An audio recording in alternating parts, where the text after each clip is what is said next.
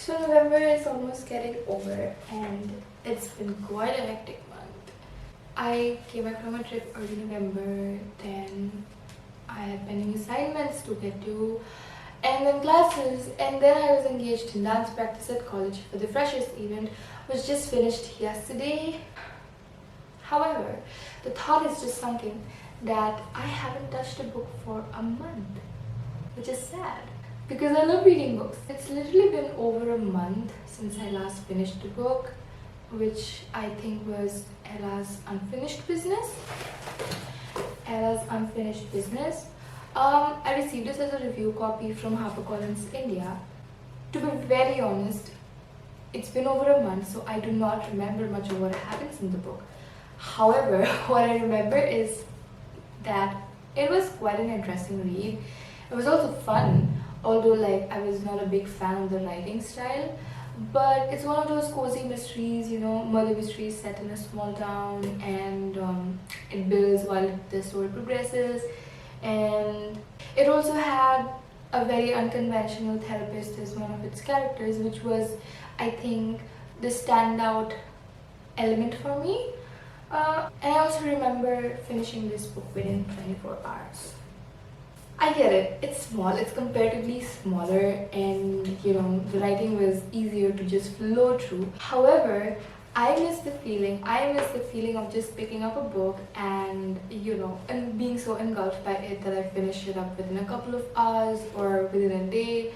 It's just, I miss reading. And it just makes me sad because there's been so many books that I wanted to read this year and I haven't been able to read even half of them. So here's what I decided I want to do. I'm going to pick up a book and I'm going to give myself 24 hours and I'm going to read. In my case, I'll just pick up one book for now and hope that it does not disappoint me, and just read and have fun. Let's decide on the book.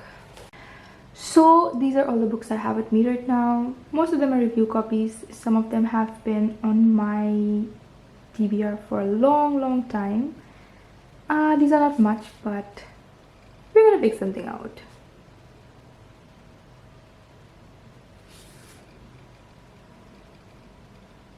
I did pick out a book, and it's Mother-Daughter Murder Night by Nina Simone. I received this as a review copy from HarperCollins India as well. Honestly, I have no idea what this book is about. I read the title and I was sold. If I have to guess, I would be expecting some things on the lines of mother and daughter committing murders and just going dumping bodies. I don't know, that's what the title tells me. However, we're gonna read this and see if my guess was right. I'm quite excited because it's been a while since I read a thriller. It's been a while since I picked up a book, a physical copy. So yeah, fingers crossed, let's go!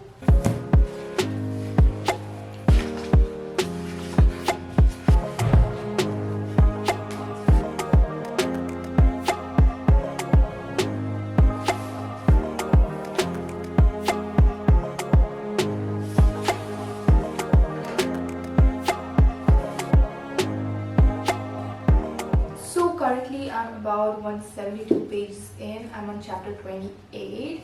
It's been roughly 4 hours. I have to say that it is interesting. The writing is quite good. However, it's not as interesting to make me want to keep aside other things and just read this. I'm sort of intrigued about, where the plot is heading because I do not have any idea. I do think I'm halfway through the book. I don't know what to make of it. I do have my guesses, but I think it's too soon to say. I think it's too soon.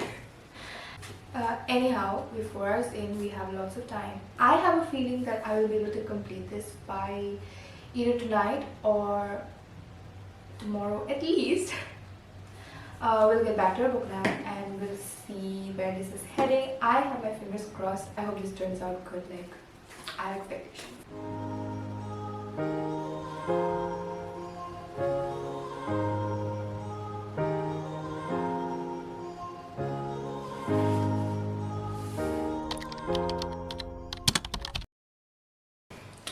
So it's 1 a.m. past midnight and I just finished Mother-Daughter Murder Night.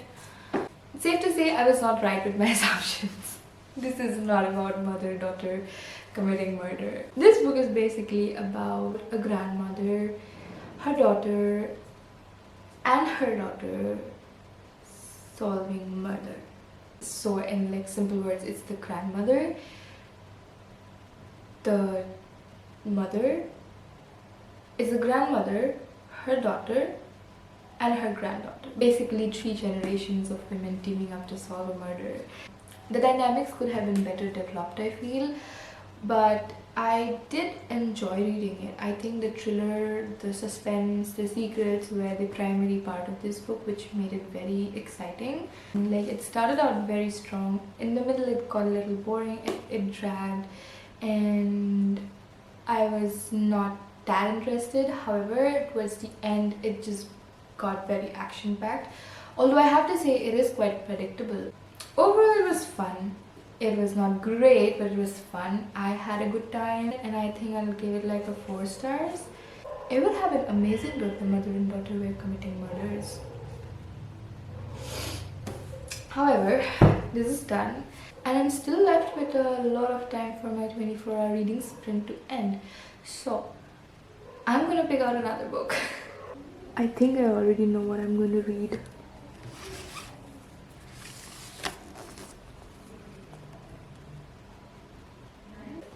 I picked up another thriller. This is Thieves Gambit by Kevon Lewis. This is also a review copy I received from Simon Schuster. And like always, I have no idea what this is about. But from the cover and the vibes that this book is giving, I know that it's some sort of game involved. There's some sort of heist and thieves. It does say in the back, a deadly heist, a dangerous love. Would you play the Thieves Gambit?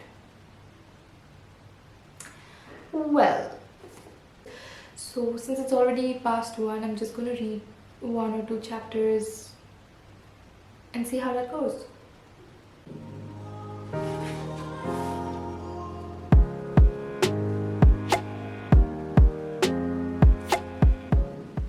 I am currently 118 pages into the book.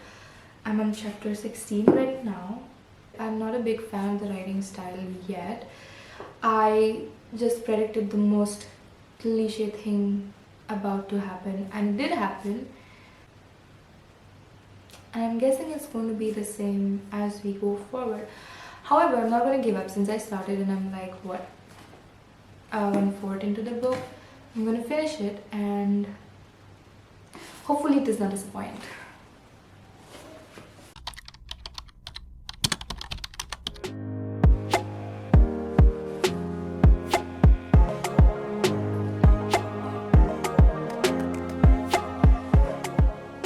This book is so predictable.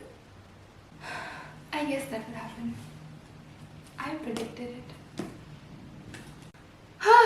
So this book did not do it for me. I just finished it and I was right.